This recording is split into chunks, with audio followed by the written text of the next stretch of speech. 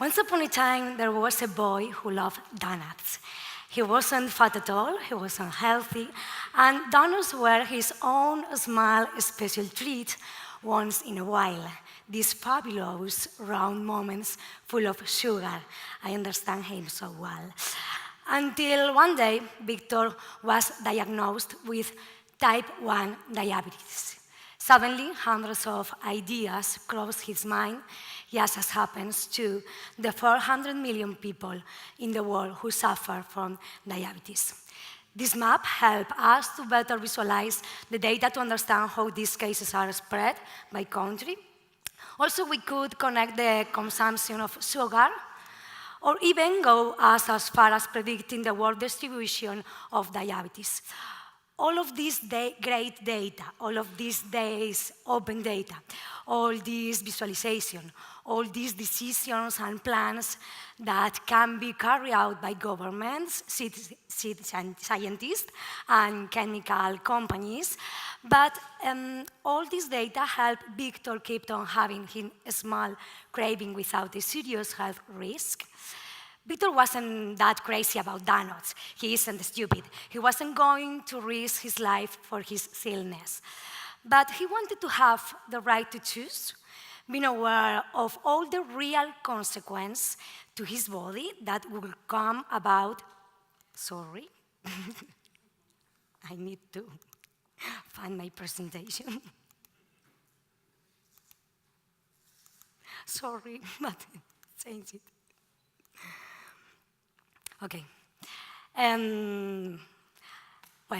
But he wanted to have the right to choose, being aware of all the real consequences to his body, and will come about if he ate X grams of sugar on how much insulin to give himself. Not just any man. There are no two people exactly in the same, even though they may be the same height and weight. This was about Victor. His medical record, his characteristics, the exercise and sport he had done recently, or food he had eaten previously. And he wanted to decide right then, in that moment, without relying on his instincts, but rather on facts. The data which Victor generated when he analyzed his blood on his case, 36-year-old man with type 1 living in Barcelona, helping him to he's part of the sake of everyone, but it didn't him any more intelligent, nor help him solve his problem. And what was his problem? He realized that his diabetes dictated what he ate, and simple data loans were the only technology existing to help him control his illness. And that nothing could adjust his insulin dose in an exact moment. So that's his life, like the lives of all other diabetes, was forced to be under strict control without him being able to make decisions, not worrying about the possible risk. Because of that, along with his best friend from school, Maria Jesus Salido, he created Social Diabetes, an app which recalculates insulin dose based on foods, exercise, and now it gives diabetics the power to regulate their own bodies. Thanks to him and the rest of the users who continue adding their data, step by step, the database is growing. And it's developing into a big data again. And again, big decisions can be made which benefit not only the diabetics themselves, but also health systems, thanks to this data, and that has been contributed to the app by its users.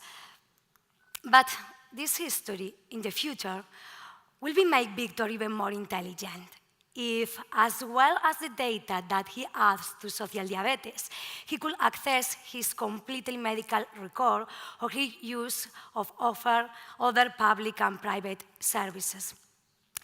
If it is possible, thanks to the law of data protection that we citizens are protected with, then I, as a citizen, dream of a world where the same laws allow me to get back all my data. Because it's mine, It belongs to me. I have contributed to generate it, and I want to access it is so I can be more efficient, to be more autonomous, to save process, to be more free, more intelligent, and on the top of that, I can make my own informed decisions. Who does the data of my social media activities belong to? Where is it kept? But above all, how can I download it? Who is the data that I generate with my email sent from my Gmail account? How can I access it?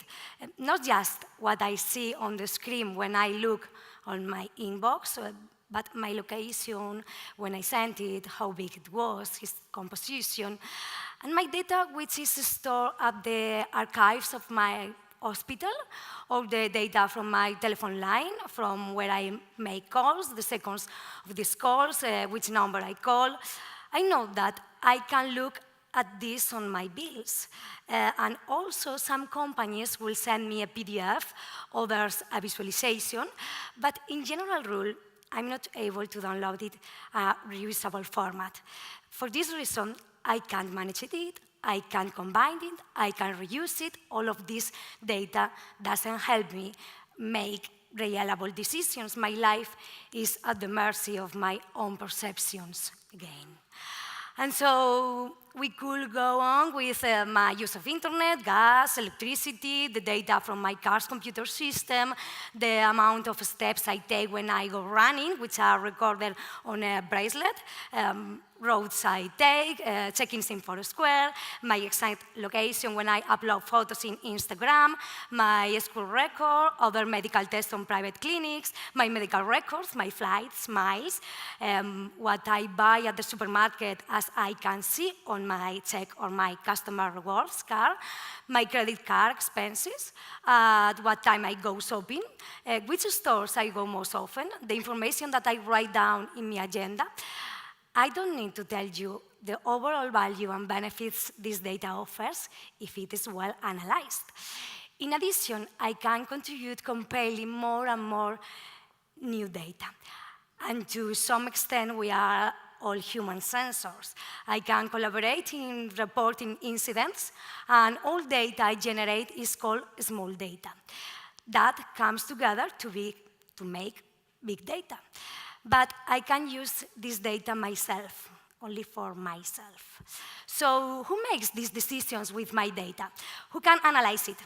Nowadays, those who collect it and manage it, like governments and companies, that's great.